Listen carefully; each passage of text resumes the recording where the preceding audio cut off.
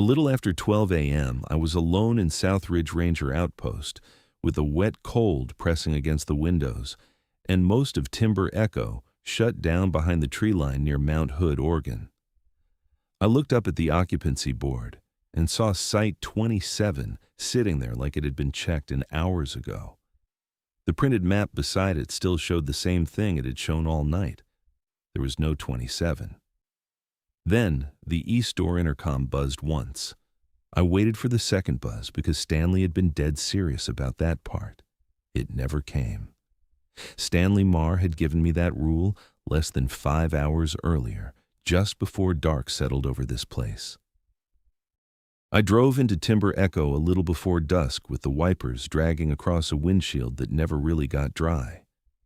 The rain had let up an hour earlier, but the ground still held it.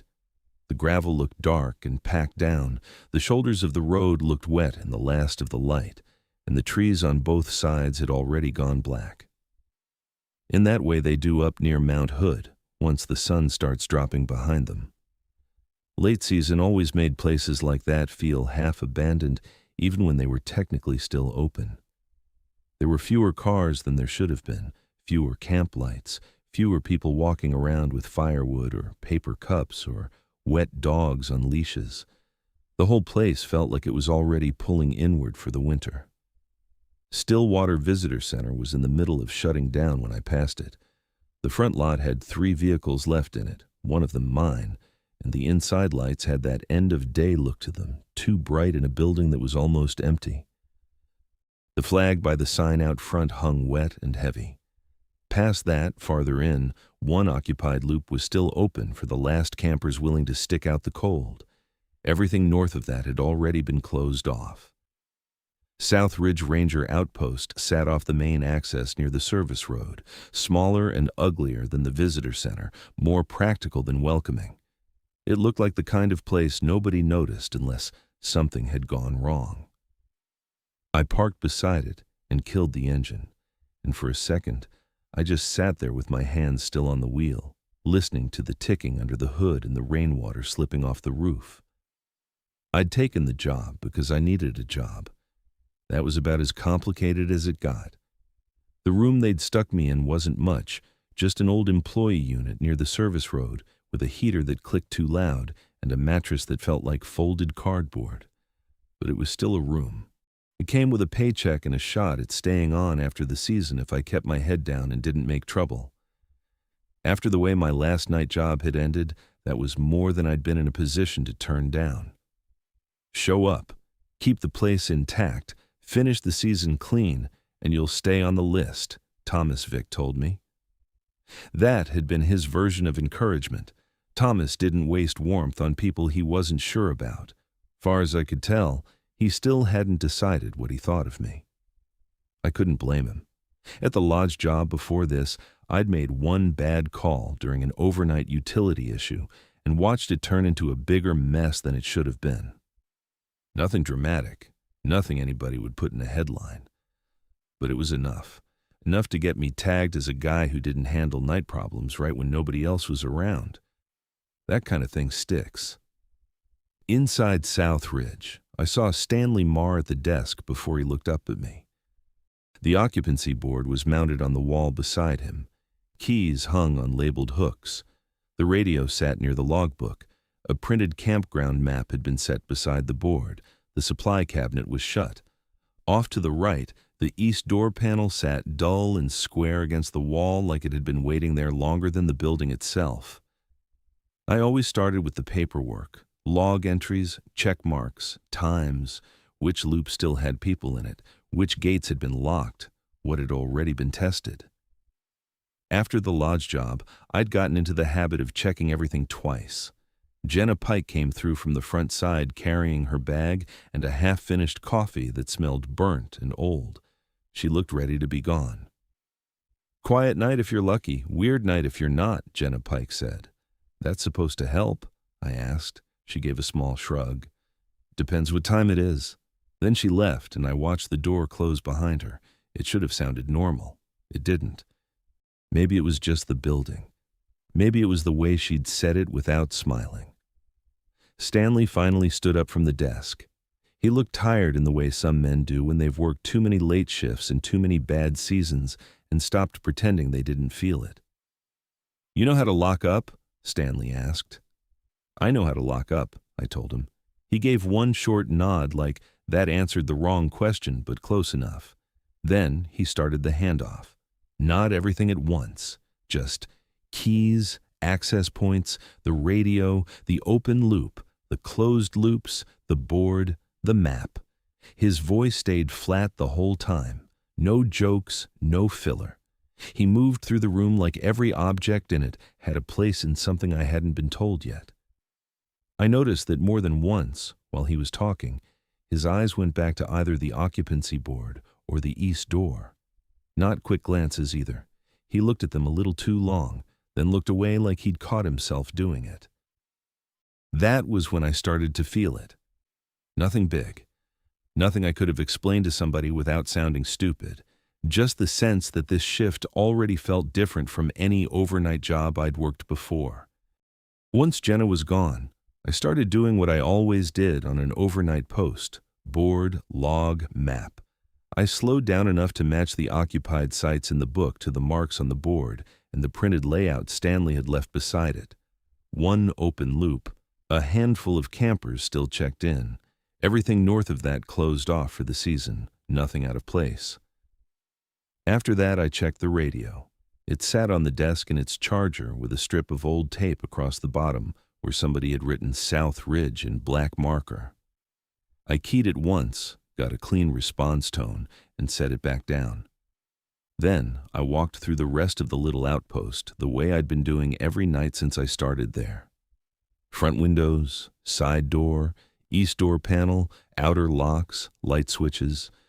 The place was small enough that you could stand in the middle of it and feel like you had a handle on everything. That was part of why I'd taken the job.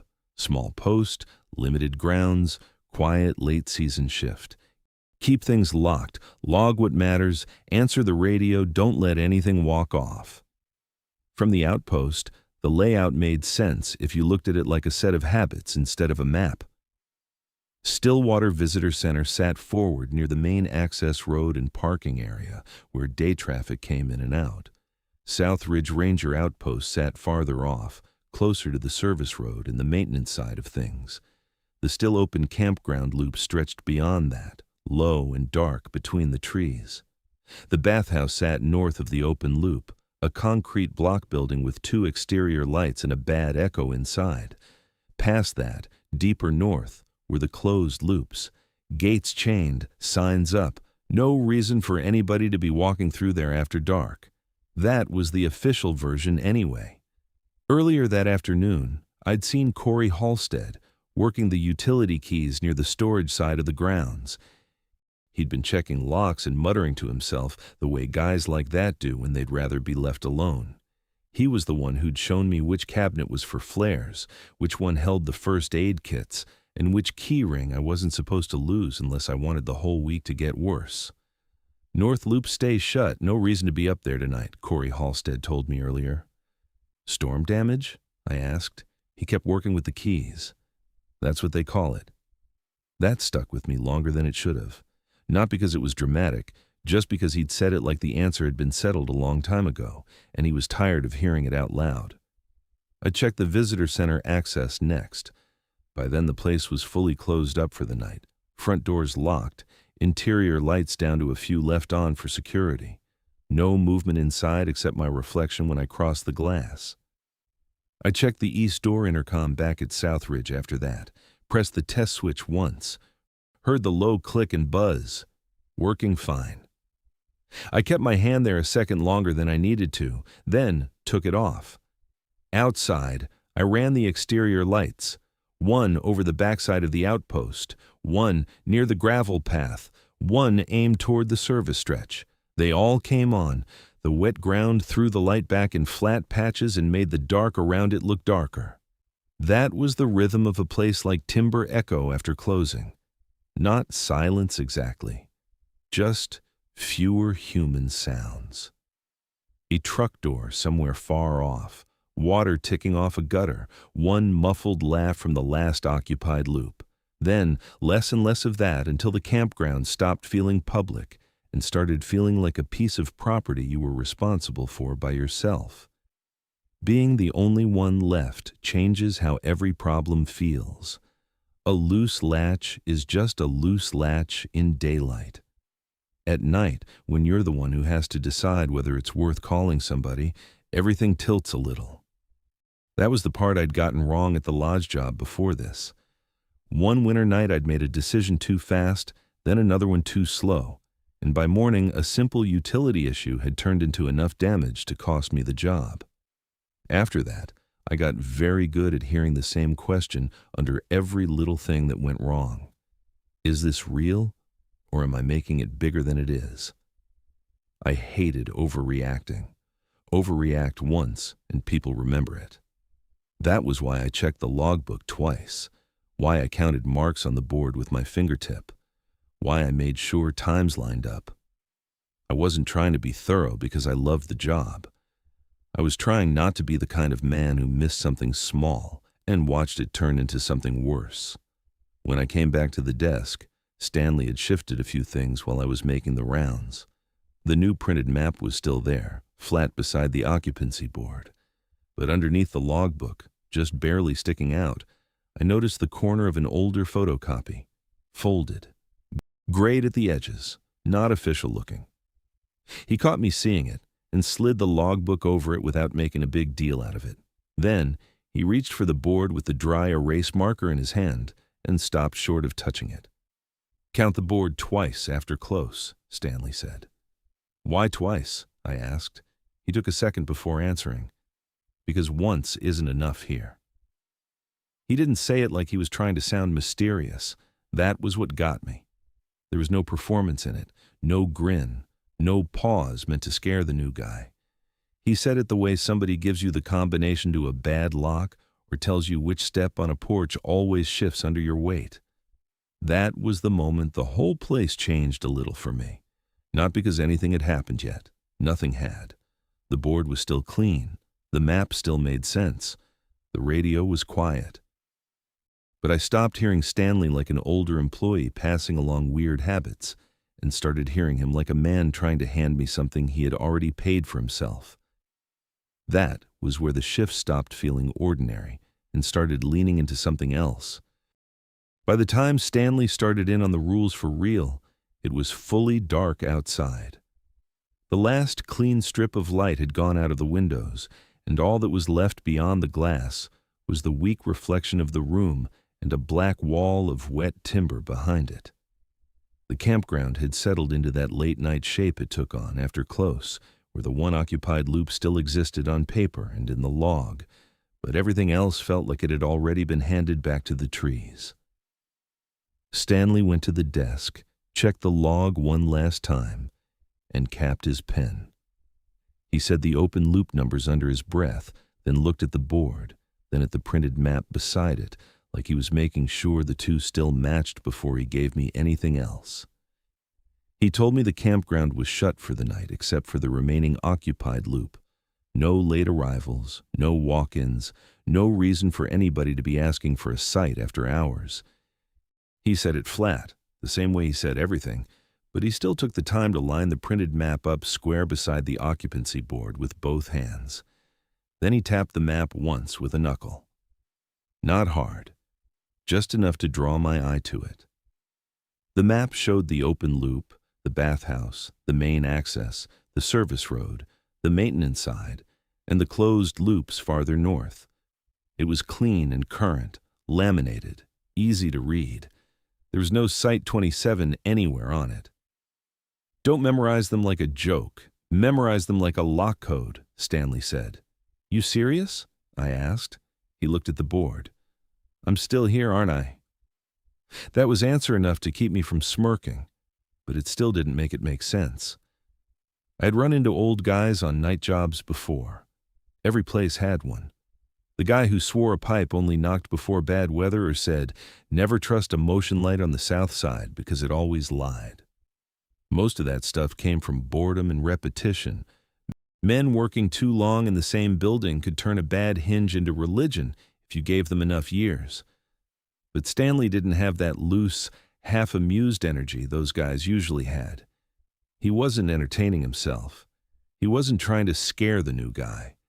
He looked like a man going through steps he didn't enjoy and didn't intend to repeat. He put one finger beside the edge of the board and gave me the first rule.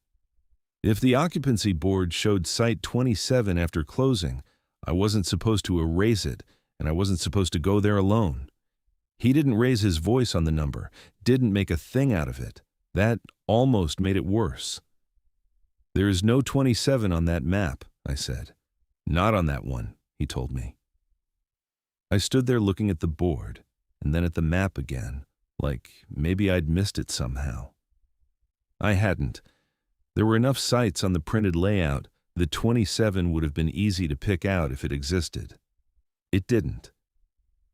Stanley gave me a second to come to that on my own, then moved on before I could push him for a real explanation. He stepped over to the east door panel and rested his hand near the intercom, not touching the button itself. That was Rule 2. If the east door intercom buzzed after 11:40 p.m., I was supposed to wait for the second buzz. If the second buzz never came, I wasn't supposed to answer it. Didn't matter if somebody said they were locked out. Didn't matter if they sounded cold or pissed off or halfway to crying. No second buzz, no answer. I looked at the panel. It was old, but still worked fine. I'd tested it myself 10 minutes earlier. Nothing about it looked strange. Just painted metal, worn edges, cheap speaker grill. "What happens if I answer the door?" I asked. He didn't look at me when he answered. "Then don't answer the door." He left it there. No ghost story pause, no warning voice. Just that. I hated that more than if he'd tried to dress it up. From there, he moved to the radio, pulled it from the charger, keyed it once without speaking, then set it back down. His thumb stayed on the side of it for a second. If the radio logged a welfare check from a campsite that wasn't on my printed map, I was supposed to acknowledge once, shut the radio off for exactly 90 seconds and not ask for a repeat. He emphasized the 90 seconds like it mattered down to the number. Not a minute, not a couple, 90 seconds. He even glanced at the wall clock when he said it, like he expected me to remember the shape of that timing more than the words themselves. That part sounded the most wrong to me in a work sense. In a real overnight situation, if someone called something in from a bad location or gave an unclear site number, you asked again. That was basic. You didn't just cut the connection. That was how mistakes got made. That was how a simple problem turned into paperwork or worse. Maybe Stanley saw that on my face, because he added that I was only supposed to acknowledge once and nothing more. No follow-up, no asking them to repeat the site, no trying to fix the communication like a normal employee. I didn't say anything that time, but I remember feeling my shoulders go tight. Then he walked to the backside of the outpost and looked out through the glass toward the dark stretch north of the bathhouse. You couldn't see much from there at that hour, just the edge of gravel, the slope of wet ground, the suggestion of trees. The closed loops sat farther back in that direction. If I saw a flashlight moving between those closed loops north of the bathhouse, I wasn't supposed to shine mine back. I was supposed to mark the time, lock the supply cabinet, and keep the office lights on until it passed. That one landed with a different kind of weight because it sounded specific in a way people don't invent unless something happened first. Don't shine yours back. Not don't go out there. Not call it in. Not check it from a distance. Don't shine yours back. Like the response mattered as much as whatever I'd seen. He reminded me where the supply cabinet was and which key fit it, which I already knew from Corey. Then he looked out into the dark a second longer than I liked and stepped away from the glass. The last rule came with him opening the lost and found drawer under the side counter. He pulled it out halfway and let me see inside. Cheap gloves, 2 knit caps, a broken flashlight with the batteries taken out, a kid's plastic cup, a few claim tags, all of it ordinary enough that the drawer almost made me feel better. If Site 27 disappeared from the board before 2 a.m., I was supposed to check that drawer before I unlocked any door. Any door. If there was a wet claim tag inside, I was supposed to leave the outpost immediately and not take the service road. That last part snagged me harder than the rest, not take the service road. The service road was the most practical way out from where Southridge sat. If somebody wanted to leave fast from the outpost side, that was the route. He knew that. I knew that. Which meant telling me not to use it wasn't random. It meant something about that road had already gone bad for somebody. He pushed the drawer shut with 2 fingers and finally looked at me again. He didn't ask if I understood. He didn't tell me I'd be fine if I followed everything. He just stood there like he'd handed over something heavy and expected me to hold it. For maybe half a second, I did wonder if this was some kind of drawn-out hazing, not because any of it was funny, just because it was so exact. The second buzz. 90 seconds. Don't shine yours back.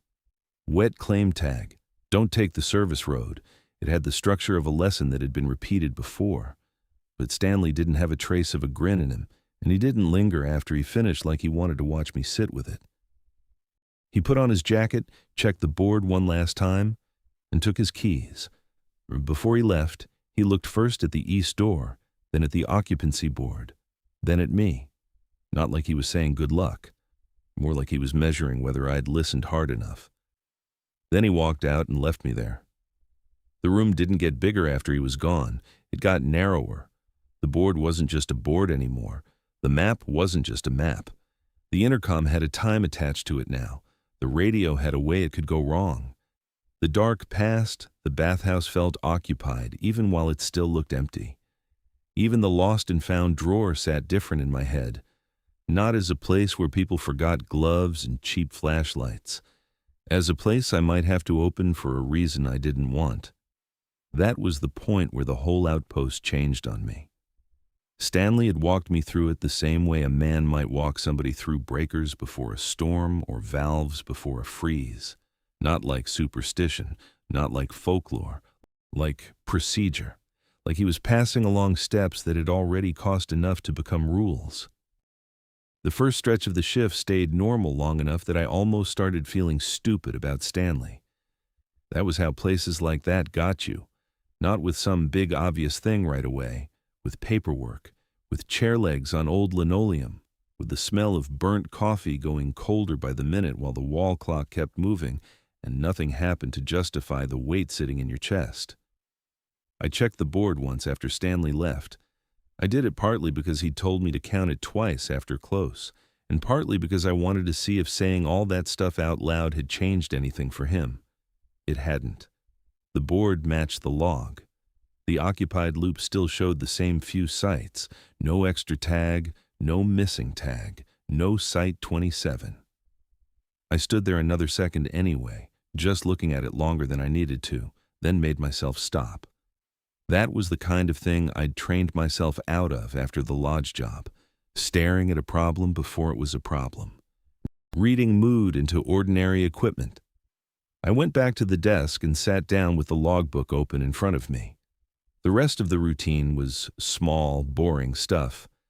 I noted the final lock check time for the visitor center access. I wrote down the exterior light test. I made sure the radio was still charged and set right. I ran through the camera feeds again, one at a time. Main lot, visitor center front, open loop entrance, bathhouse side, back service stretch. The cameras weren't great. Night never looked right on them. Wet ground always blew out in pale streaks, and the tree line past the useful light turned into flat, dark shapes that could have been anything if you stared too long. Still, they were enough to tell me what I needed to know. No cars coming in, no one moving where they shouldn't be, no flashlight, no person on foot, just a campground, mostly done for the night. I got up, poured coffee from the old machine near the side counter, took one sip and wished I hadn't. It had been sitting there too long, bitter and hot in the middle and already dead around the edges. I drank it anyway because it gave me something to do with my hands. That was the whole shape of the next 20 or 30 minutes. Write something down, Check a monitor, walk to the window, sit back down, listen to the building. Outposts like that always made their own little sounds after full dark. A soft tick in the wall, the heater kicking once, then settling. Rainwater slipping somewhere outside and hitting metal. None of it meant anything. That was the point. A normal night was made of noises that meant nothing. I remember rubbing my thumb over the edge of my pen and thinking maybe Stanley was just one of those men who had worked too long in one place and turned routine into ritual. Maybe every rule he'd given me had started with a real incident years ago and gone stale after that. Maybe Site 27 had once been a temporary site, or an old numbering error that turned into camp lore because nobody bothered to kill the story all the way. That one actually felt solid enough to hang on to for a minute. I got up again and went back to the board for the second count. That was when I saw it. Site 27 was on the board, not tucked in sideways, not half fallen from some other column. It was sitting in line with the rest of the occupied sites like it belonged there. Clean. Straight.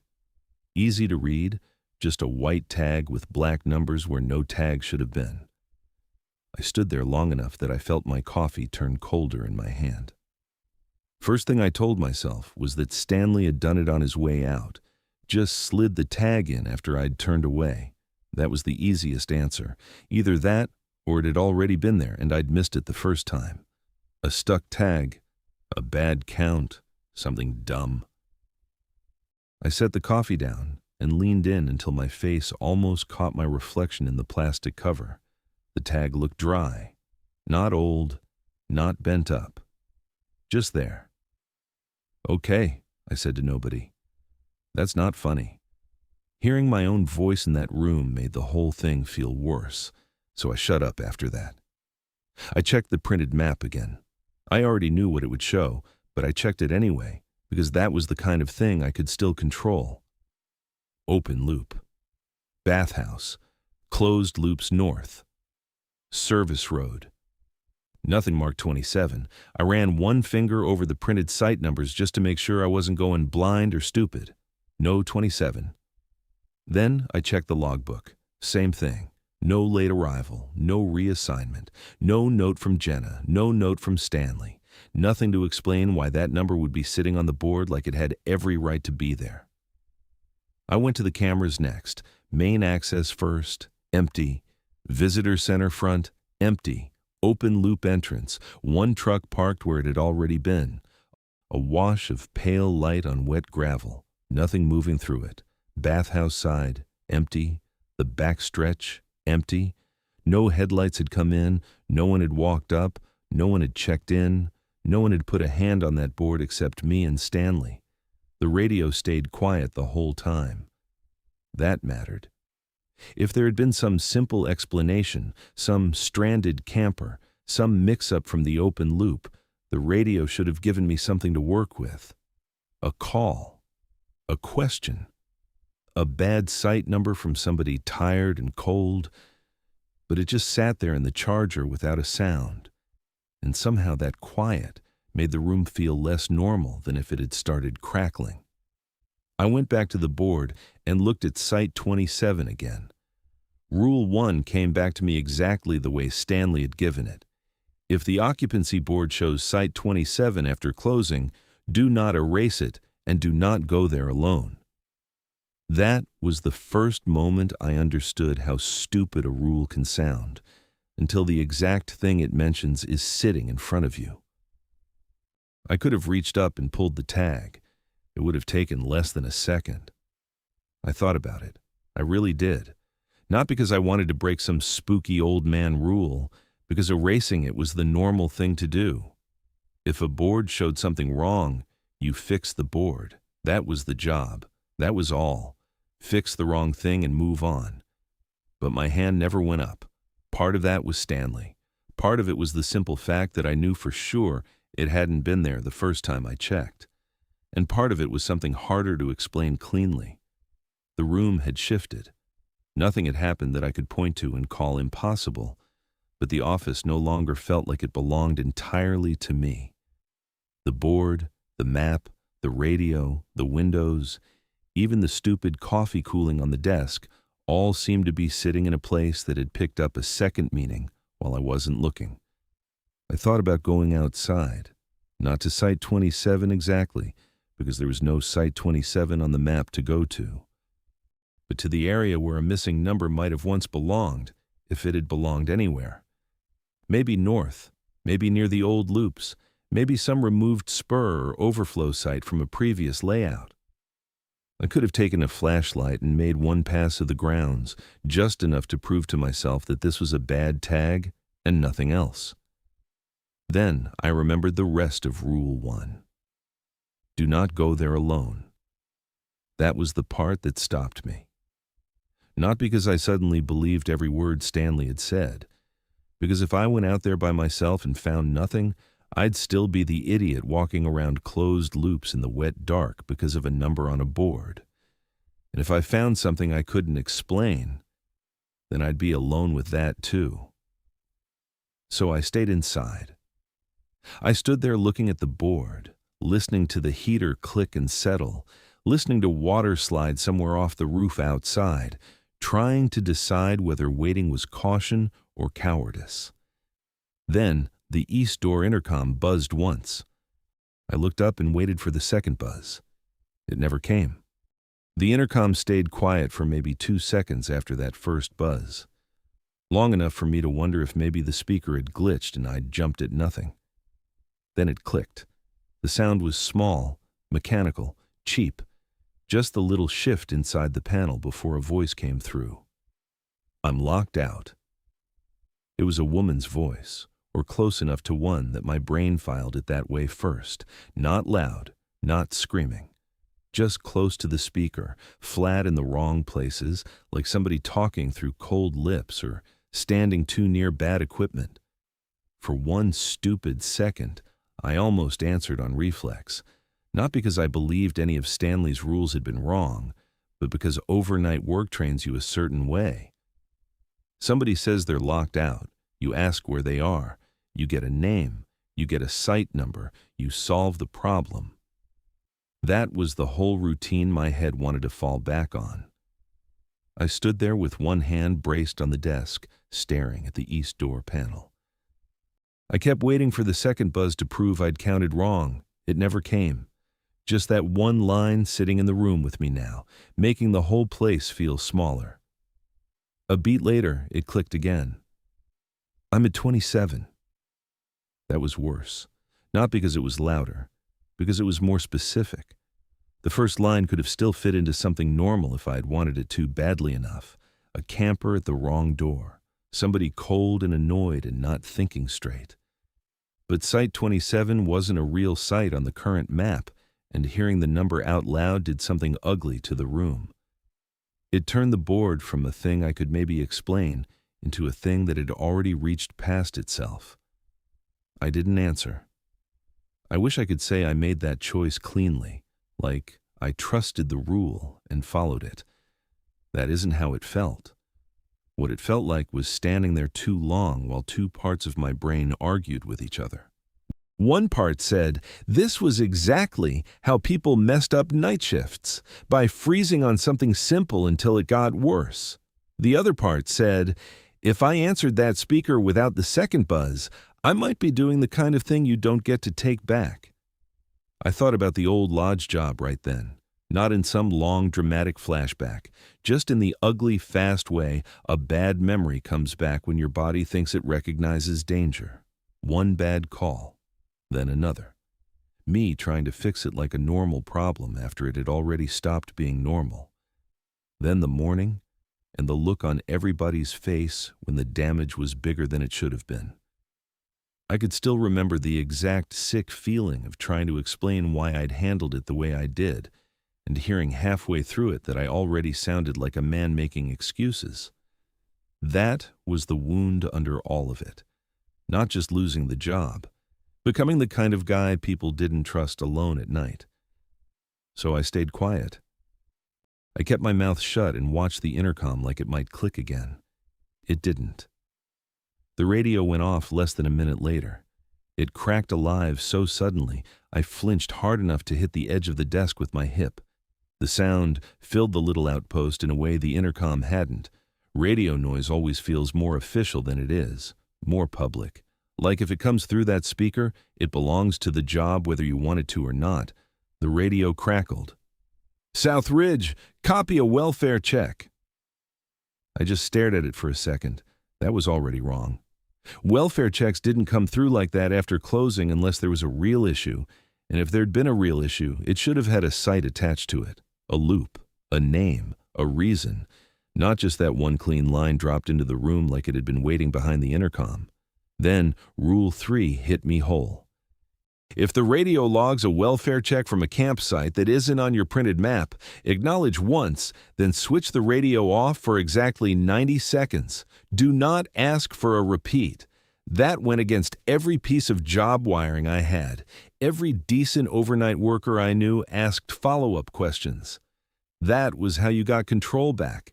That was how you stopped confusion from turning into a problem.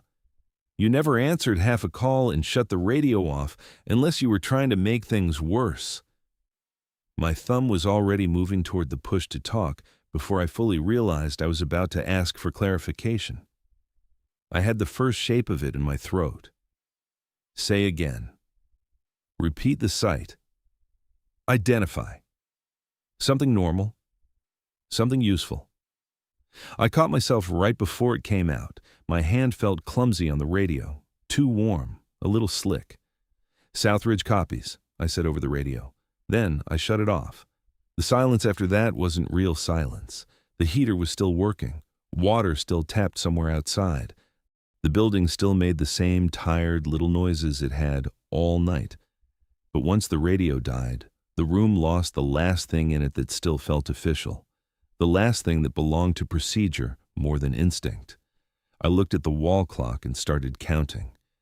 90 seconds is longer than it sounds when you're standing alone in a small room after you've just answered something you don't understand and deliberately cut the line. 10 seconds felt like enough time for me to reconsider the whole thing. 20 made me want to turn the radio right back on. 30 made the outpost feel sealed, like I'd shut myself into a box. I moved without thinking and ended up by the window, facing the darker side of the grounds. I couldn't see much beyond the reflection of the office lights and my own face set wrong in the glass. Behind that was wet black timber and broken strips of gravel and light. Something shifted out there. I still can't tell you for sure what it was in that exact moment. It could have been rain slipping from a branch into the light. It could have been a trick from the reflection. It could have been movement low to the ground near the edge of where the light stopped reaching. But I know I saw enough to stop breathing for a second. I leaned in toward the glass, then stopped because suddenly the glass itself bothered me. It felt too thin, too bright from the inside. Like anybody out there could see me better than I could see them. The intercom didn't make another sound, but somehow that was worse than if it had. It sat dead on the wall in a way that didn't feel dead. I kept expecting the click again, kept expecting that same voice to come back through, closer this time, maybe angry, maybe not. I found myself listening for the speaker more than the room. 45 seconds. I looked at the board. Site 27 was still there. 60. I went to the desk and put my hand on the edge of it, like grounding myself to something square and ordinary would help. The coffee had gone lukewarm. I took a swallow anyway and almost spat it back into the cup. It tasted stale and metallic, like it had picked up something from the hot plate. 70. For a second, I had the sharp, ugly feeling that I wasn't alone inside Southridge anymore. Not because I heard footsteps, not because a door moved, just because the room had stopped feeling like a workspace and started feeling like a place where I was being waited on. 80. I thought again about turning the radio back on early. Then I remembered how exact Stanley had been. 90 seconds. Not give it a minute. Not let it sit. 90. That kind of precision comes from somewhere. Men don't remember numbers like that unless the number mattered on a real night. When the wall clock finally gave me the full 90, I switched the radio back on. Nothing. No follow-up, no second voice, no correction, no irritated camper asking why I'd cut out in the middle of a call. Just the low, ordinary radio hiss that told me the channel was live again and empty. That hit me harder than if another voice had answered, because if this had been a prank, it was a weird one. If it had been a normal call, somebody should have come back angry or confused. If it had been bad reception, there should have been some broken piece of a real message left behind. But it was like the entire thing had only needed those few seconds with me and then moved on. I looked at the board again. Site 27. I looked at the printed map. No 27. I looked at the intercom. Quiet. And that was the point where I stopped hearing Stanley's rules as the kind of old place nonsense guys pass down because they like how it sounds in the dark. He hadn't been giving me stories. He'd been giving me procedures, ugly ones, illogical ones, but procedures all the same. Follow this exact step. Don't improvise. Don't fix it like a normal problem. Don't interact more than you have to. That change in my head didn't make me feel safer. It made me feel worse. Because stories can be ignored. Procedures mean somebody learned the hard way. I went back to the camera monitor and cycled through the feeds again, slower this time. Main lot, empty. Visitor center front, empty. Open loop entrance, still. Bathhouse side. I stopped there. At first, all I saw was the usual mess of night glare and wet ground. Then, farther back beyond the useful light, up where the closed loops began to disappear into the trees, a pale point moved once through the dark. It wasn't big. Just a tight white tremor, there and then not there, then there again a little farther over. A flashlight. It was moving out beyond the bathhouse near the closed loops. I kept the bathhouse camera up longer than I should have, waiting for the light to show again so I could prove to myself it was just somebody cutting across where they weren't supposed to be. Maybe one of the last campers from the open loop had wandered too far after a shower.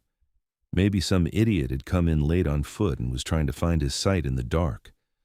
There were still ordinary explanations if I worked at them hard enough. Then the light came back. It moved once through the trees north of the bathhouse, low and narrow, then vanished again before I could fix on it. It didn't sweep the way most people use a flashlight. It didn't lift and dip with a normal arm. It slid. That was the first thing that bothered me. The second was how far back it was. Nobody had any reason to be walking the closed loops at that hour. Rule 4 came back to me so fast it felt like somebody else had said it in the room. If you see a flashlight moving between the closed loops north of the bathhouse, do not shine yours back. Mark the time, lock the supply cabinet, and keep the office lights on until it passes. My own flashlight was already sitting by the keys. I looked at it, then back at the monitor. Every part of me wanted to grab it, step outside, and hit the tree line with a beam just to force the night to give me a shape I could identify. That urge was strong because it was practical. That was the part that made it dangerous. Light somebody up, see who's there, call it in if you have to. Simple. My hand actually closed around the flashlight before I stopped. I caught myself with my thumb already on the switch and had to set it back down harder than I meant to. That little reflex scared me more than the moving light had. It told me how thin the line was between following the rules and falling back into normal job habits. I looked at the clock over the desk and marked the time in the log. My handwriting tightened up on the page. Then I went to the supply cabinet and locked it like Stanley had said. I remember feeling stupid doing that. Really stupid. I didn't understand what a cabinet full of flares and first aid kits had to do with a light in the trees. But I locked it anyway and checked the latch twice. After that, I left every office light on, the overheads, the desk lamp, the side light near the counter.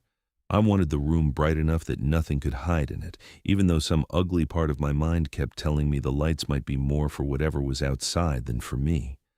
When I looked back at the monitor, the image had gone bad for a second. Not fully out.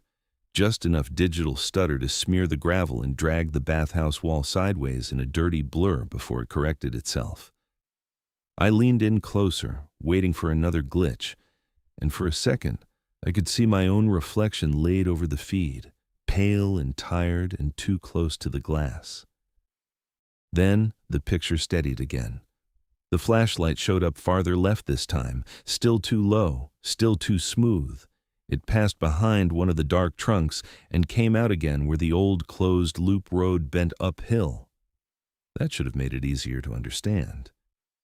Roads do that. They put people where people ought to be, but it didn't. The light kept moving in a way I couldn't quite fit to a body. Either the person carrying it was bent wrong or walking with their arm locked close to the ground, and neither one felt right. I looked up at the board. Site 27 was still there. That did something bad to my stomach, not a clean spike of fear. More like a slow drop, the kind that leaves you standing still with your jaw set, because your body doesn't know whether it wants to move or brace. I took out my phone and called Stanley first, because that made more sense than calling Thomas. Stanley was the one who had handed me the rules. Stanley was the one who'd know whether seeing that light meant I was already behind. The call rolled through weak signal and then to voicemail. "Stanley, call me back," I said into voicemail. I ended the call and looked at the bars on my phone like staring at them might make them stronger. One bar, then none, then one again. I tried Thomas next, because if I was about to sound crazy, I'd rather do it now than later when there was paperwork attached to it. The first call didn't go through. The second rang twice and stopped. I called again. "I need you to pick up," I told Thomas's phone. That one dropped too, but a minute later it vibrated in my hand and lit up with his name. I answered too fast. "What is it?" His voice sounded tired and irritated, like I'd pulled him half out of a chair. "Something's wrong with the board," I said. He let that sit there. "Did you touch it?" I didn't answer right away because that wasn't what I'd expected him to ask. Not what site, not what number. Not "are you sure?" Just "did you touch it?" And something in the way he said it scraped against the back of my neck.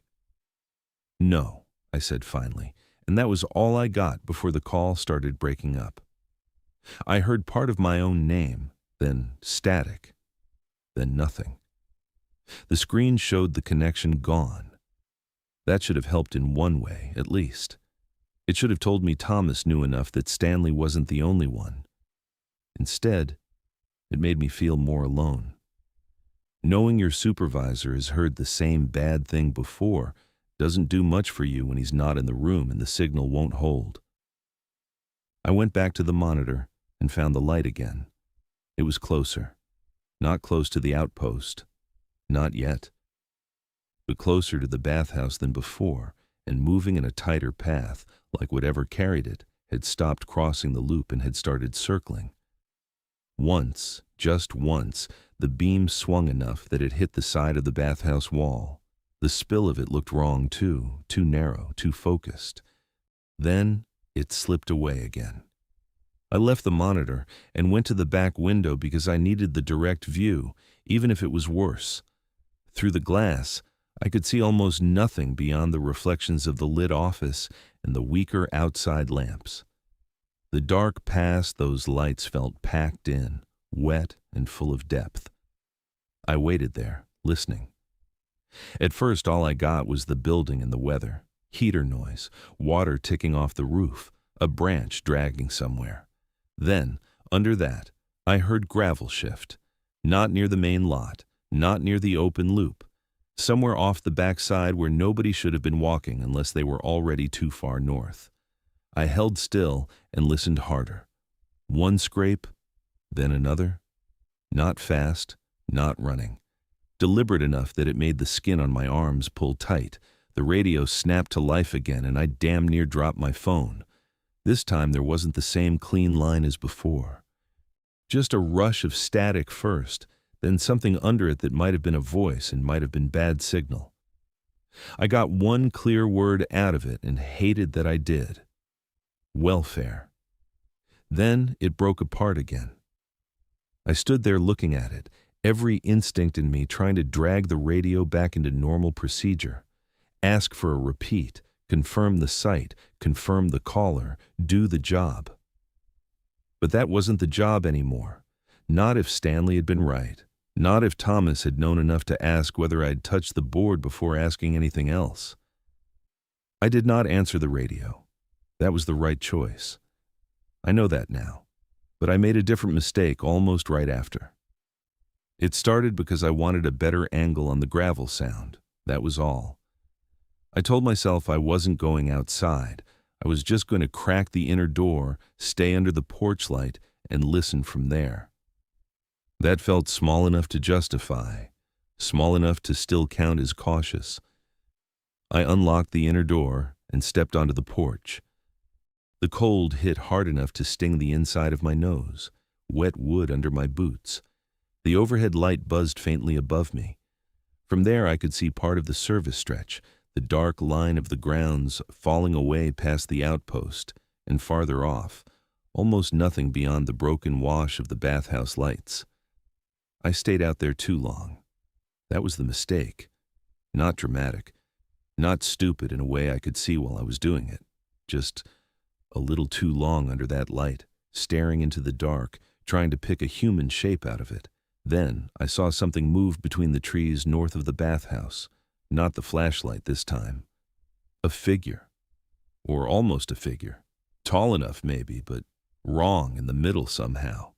Too narrow. Or turned at an angle I couldn't make sense of. It crossed one patch of pale ground and vanished again before my eyes had fully put it together. I never got a clean look, and maybe that was worse than if I had. The brain hates unfinished shapes. It keeps trying to finish them for you. My hand came up with the flashlight before I knew I'd moved. I clicked it on by reflex and put one sharp white beam into the dark. Just one beat. Then I killed it. It couldn't have been more than a second, maybe less. But it was enough. Enough to know I'd done the one thing Stanley had told me not to do. Enough to feel the mistake go through me the same way I'd felt the mistake at the lodge years before, not because anything exploded right away, but because I knew I had just answered something without meaning to. The reaction was immediate in the worst possible way. The intercom inside the outpost buzzed. Not once, twice, fast and close together, as if whoever was at the door had gotten tired of waiting. I backed into the office so hard my shoulder clipped the frame. The radio hissed. The camera feed on the bathhouse side smeared again. And when I looked up at the board, Site 27 was still there, but it seemed sharper somehow, more settled, like whatever was happening had moved from maybe to active while I was standing under the porch light, pretending I was still in control. I shut and locked the inner door, checked it again. My breathing had gone too fast, and I hated that too. Hated how loud I sounded in a room that now felt like it was listening back. And then I looked at the wall clock. It was still before 2 a.m. I looked at the board one more time. Site 27 was gone. I stared at the board for a second, like I could force the tag to come back if I didn't blink. It was gone. Every other occupied site was still where it had been. The same neat white tabs in the same row, the same marks from the open loop. But Site 27 was gone, like it had never been there at all. That stopped me colder than seeing it in the first place. Seeing it had still left me room to argue with myself. A prank, a stuck tag. A mistake I could maybe explain by morning if I was careful about how I wrote it up. But Rule 5 had been too specific, and it came back to me all at once, complete, with Stanley's flat voice attached to it. If Site 27 disappeared from the board before 2 a.m., check the lost and found drawer before you unlock any door. I didn't move right away. The room had gotten too bright, too sharp. every light still on, every surface too visible. The heater kicked once and the sound made me flinch. I looked at the clock, then at the board again, then at the side counter where the lost and found drawer sat shut under the chipped laminate top. My legs felt heavy in a stupid, useless way, like I was standing up too fast after bad sleep. Then I went to the drawer. I remember the handle being colder than it should have been. I remember my hand slipping a little because my palm was damp. I pulled it open only halfway at first, then all the way when I didn't immediately see anything. The gloves were still there, the broken flashlight, the knit caps, the cheap plastic cup, and laid crooked near the back, partly stuck to the bottom of the drawer, was an old claim tag. It was wet, not soaked enough to drip, just damp in a way that made no sense. Old cardstock gone dark in patches, the string limp against it. Everything else in the drawer was dry, dusty even. But that tag looked like it had been taken out of a pocket after rain. I looked into the drawer and said, "No." My own voice came out low and bad, not loud enough to feel useful, just something I heard leave me. I pinched the edge of the tag between two fingers and lifted it carefully. The paper felt cold and soft where it shouldn't have. One side had blurred handwriting on it. Most of it had gone to mush, but there was still enough left to make out part of a first name and the start of a last one. Emmy. Va. That hit me harder than I expected. Not because I'd fully put the name together yet, just because it made the whole thing feel older and more real at the same time. Somebody had written that by hand. Somebody had tagged it, filed it, kept it. This wasn't just a wrong number on a board anymore. It was a threshold. I knew that even before I admitted it cleanly to myself.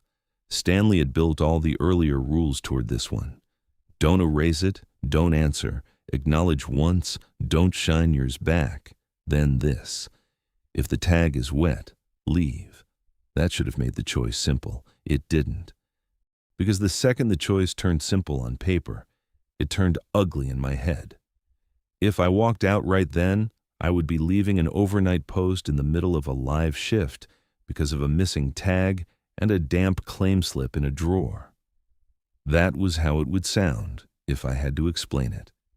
That was what Thomas Vick would hear. That was what would go in whatever dry, embarrassing version of the incident got written down later. Employee failed to complete overnight duty. Employee left assigned post. Employee reported irregular board activity in abandoned station. It didn't matter that I knew the wording would be colder than what had actually happened. It would still end in the same place. Another night job gone bad with me standing in the middle of it. That old shame came back fast. The lodge, the utility room, me trying to explain why I'd handled one thing too fast and another too late. Me hearing the defensiveness in my own voice and hating it while it was happening. Men nodding at me in that way people do when they have already made up their mind that you're not built right for a certain kind of work. The radio hissed, not loud, just enough to make me turn toward it. Then the intercom clicked once on the wall. A dead sound, barely there, like a throat being cleared on the other side of a door. I kept my eyes on the wet claim tag in my hand. The thing about a bad night once you've had one is that your own mind becomes part of the problem. Every wrong detail has to get past the same question first. Is this real, or am I building it because I'm scared of being wrong again? That question eats time. It makes you slower. It makes you want one more check, one more pass through the evidence, one more try at a normal explanation.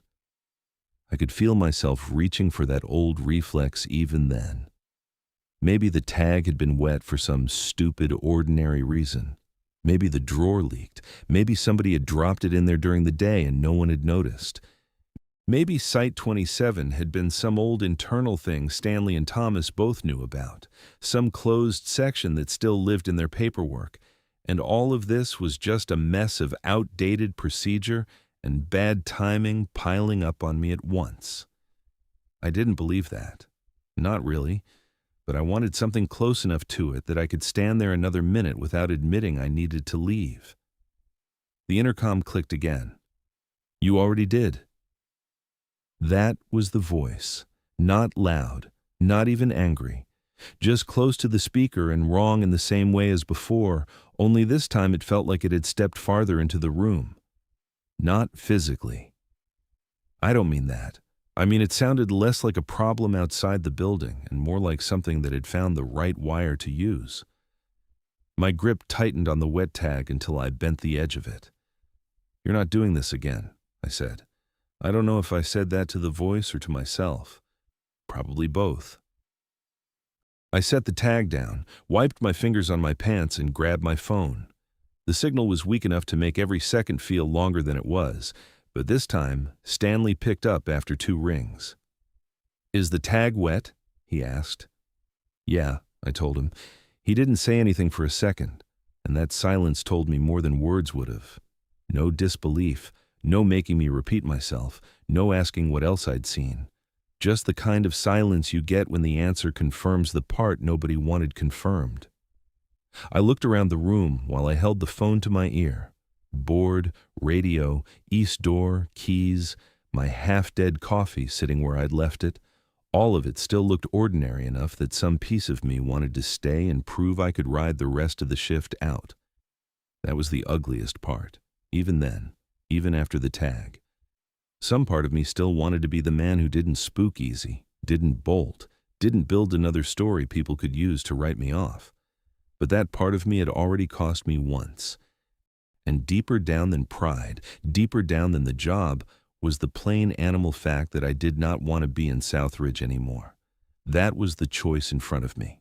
Stay and try to save face, or leave and still be alive in the morning. Stay and keep my dignity in the kind of world where men like Thomas decide what counts as a bad call. Or leave and accept that by morning I might sound unstable, unreliable, finished here. I chose the rules. Not because I suddenly understood everything. I didn't. Not yet. I chose them because they were the only thing in the room that had predicted what happened before it happened. That was more than I could say for my own judgment by that point. I ended the call, shoved the phone into my pocket, and moved fast for the first time all night. Keys, wallet, flashlight, jacket. I didn't take the coffee, didn't take the log, didn't take time to decide what would make the morning explanation cleaner. I only took what I'd need to get out. Then I looked once toward the service side, toward the easier route I would have taken by instinct, and remembered the last piece of Rule 5. Do not take the service road. That was when I understood I wasn't just leaving a bad shift. Once I went out that door, there was no version of the night I could still pretend was normal. I should have left the second I grabbed my keys. That would have been the smart version of the story, the clean version. Wet tag in the drawer, phone in my pocket, out the right way before anything else got a foothold. But by then, the night had already done what bad nights do. It had gotten inside my judgment. I told myself I needed one more thing before I walked, one real piece, something I could hold on to later when Thomas looked at me like I'd blown another shift out of proportion. Something that would keep this from turning into one more story where I sounded unstable, and everyone else got to act like they'd never heard any of it before. So I went back to the desk.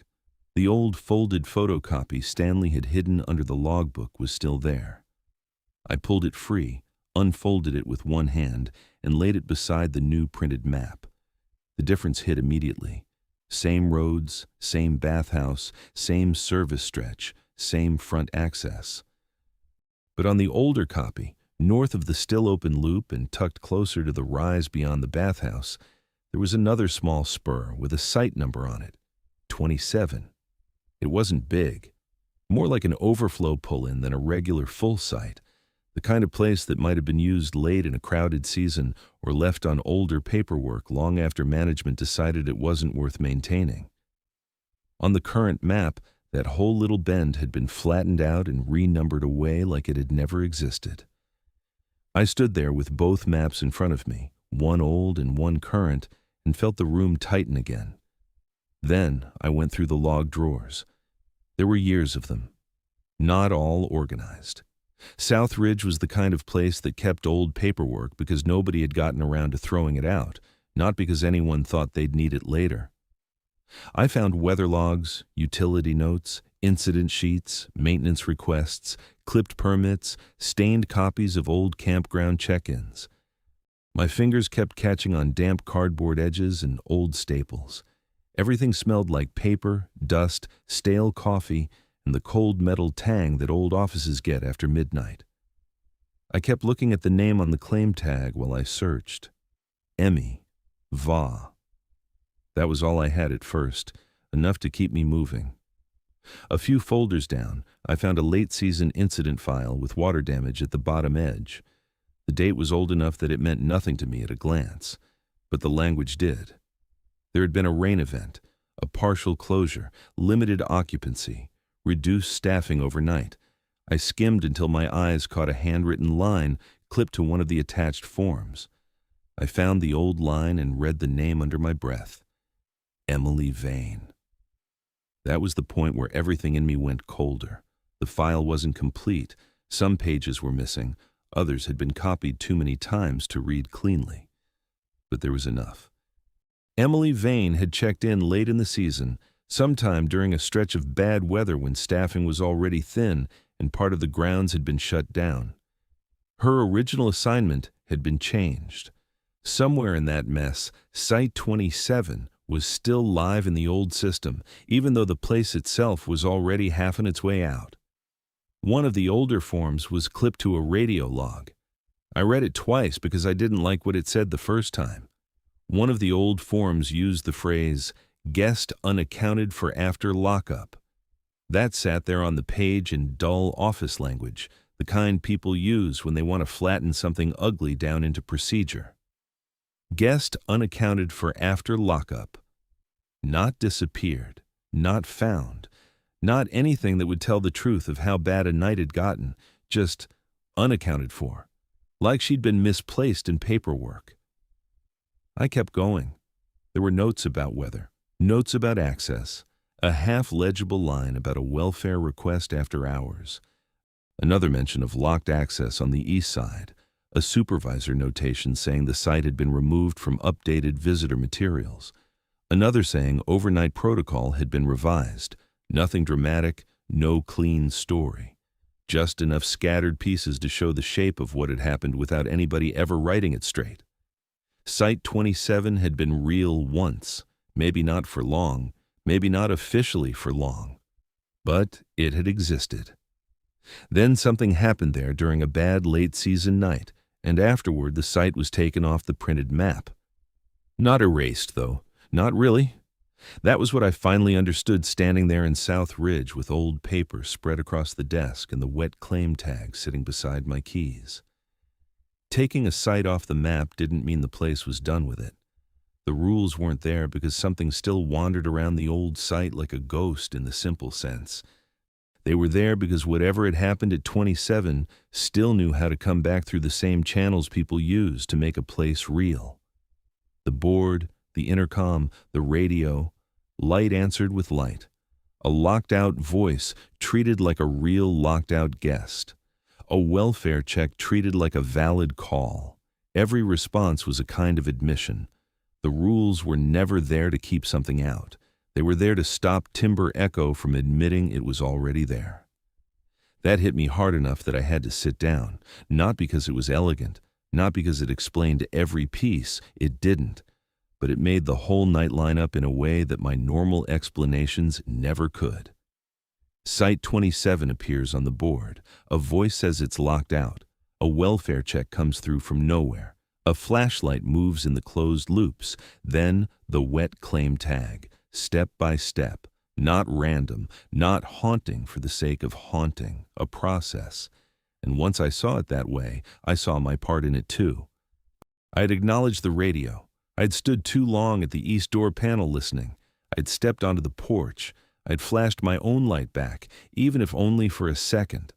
I'd stayed in the room after the wet claim tag showed up because I wanted proof badly enough to risk giving it more time. Not enough to hand it everything, but enough to understand the rules hadn't been about surviving one creepy moment at a time. They'd been about breaking a chain before the chain got all the way through. The radio hissed low on the desk, and I looked at it like it might speak again. I picked up the phone and called Stanley one more time. He answered fast this time, like he'd been waiting with the phone in his hand. "Don't answer anything that sounds like help," Stanley said. I swallowed and looked at the old map again, my eyes fixed on that little vanished spur north of the bathhouse. "What was Site 27? I asked. He took a breath. "A mistake they thought they'd buried."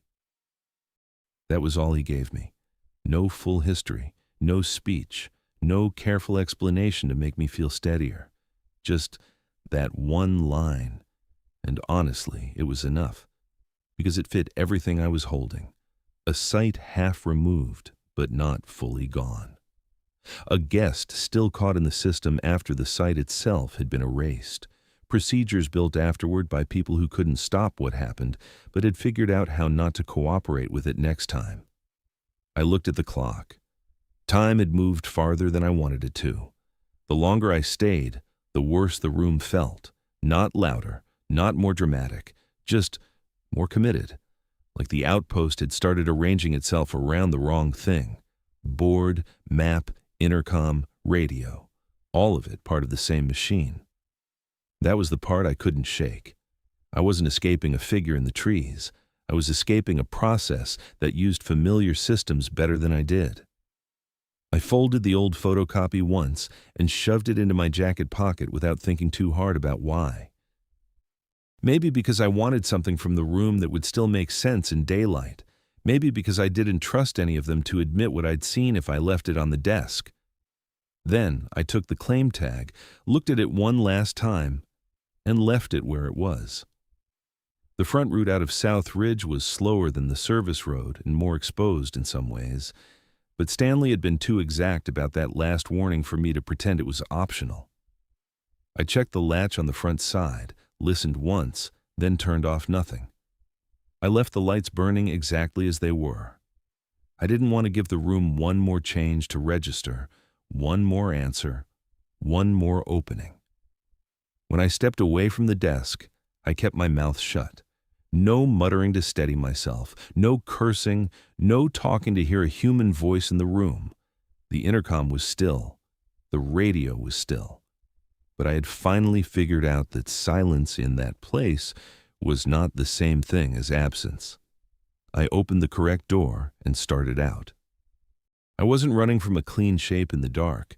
I was getting out before the campground found one more way to treat the wrong thing like it belonged there. I went out the front side of South Ridge and pulled the door shut behind me without letting it bang. The service road peeled off into the dark to my right, quicker and more familiar, and I kept my eyes off it on purpose. Stanley had been too exact about that part. If the wet claim tag was in the drawer, I was supposed to leave, and I was not supposed to take the service road. So I took the lit path toward the main lot instead, moving through the weak spill from the visitor center side with my keys jammed so hard in my hand they hurt. The cold had sharpened while I was inside. The railing along the short walk was slick. Water hung in the air in that thin mountain way where it wasn't really raining, but everything still felt wet.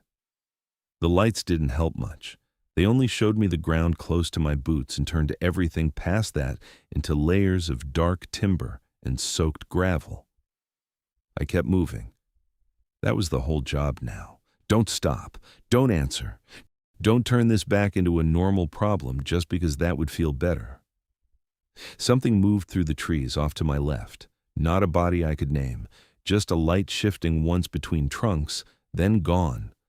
Gravel sounded wrong somewhere ahead of me, then farther off than it should have been, like the path had more footsteps on it than mine. I kept my eyes down and walked faster. Then the voice came again. Declan! It didn't sound like a shout. It sounded close, too close, like somebody had stepped up beside me and spoken low. A second later it felt farther away, somewhere back toward the outpost, and that was worse. I felt the answer rise in my throat anyway. Pure reflex. A person hears their own name in the dark and answers before they think. I bit that down and kept going. My heart was pounding hard enough to make my vision feel thin at the edges, but I knew by then that the danger wasn't in seeing something cleanly. It was in responding to it like it belonged there. Board, radio, intercom, light. Every piece of the night had been trying to get treated like a real problem with a real human on the other side of it. I wasn't giving it one more answer. The front barrier by the lot should have been simple. I'd worked it before. Chain tension, latch pin, swing it open, easy.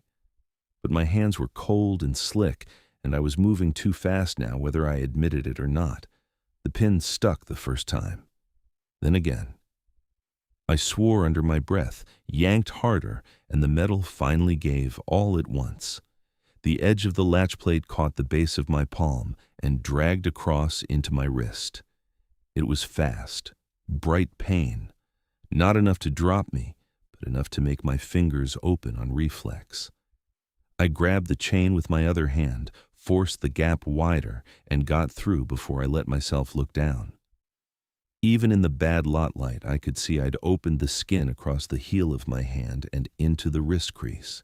Nothing dramatic, just ugly and hot and immediate. The kind of injury that makes you aware of every pulse in your own arm. I made it to my truck and leaned against the hood for a second with my breathing all wrong. I expected the voice again, expected the light in the trees to come closer, expected the whole thing to push one last time, now that I was almost out. It didn't. That might have been the worst part. It just stopped, like whatever had been pressing on the night didn't need anything else from me once I'd crossed far enough into the front approach. I got in, drove out, and didn't pull over until Timber Echo was behind me and the road had stopped looking like it belonged to the same patch of dark. Morning didn't make it better. It just made it look smaller. By daylight, South Ridge looked like what it had always looked like. A cramped little outpost with old counters, bad coffee, and too much paperwork. The occupancy board was normal. The current map was normal. The room didn't look haunted or wrong or marked in any visible way. It looked like the kind of place where a tired employee could convince himself he'd taken one bad night too far. Thomas Vick was already there when I came back, standing in the lot with his jacket on and his hands in his pockets. Stanley was nearby, but not close enough to call it support. Neither man looked surprised to see me. Neither looked interested in hearing the full story either. "Pack your room." That was all Thomas gave me at first. I stood there with my hand wrapped in a rag from my truck, still damp through the cloth, and waited for something more. Some version of what they were willing to say out loud. Some acknowledgement that the rules existed for a reason, and that reason had shown up again. "That's it?" I asked. He kept his eyes on the lot. "That's enough." And that was that. Officially, it became exactly what I knew it would become, an incident. A poor fit for overnight solo coverage, end-of-season staffing, nothing about Site 27, nothing about Emily Vane, nothing about a wet claim tag in the drawer or a voice at the intercom after one buzz instead of two. Just the kind of thin administrative language that lets a place keep functioning by shaving the truth down until it fits inside a form. I lost the job. I lost the room near the service road. I lost whatever chance I'd had to finish the season clean and make myself look reliable again on paper. The cut on my hand healed into a tight scar that still aches cold when it rains at night. That part, at least, is simple. I can point to it. The rest of it wasn't that simple. A few months later, I was working a daytime warehouse job outside Portland.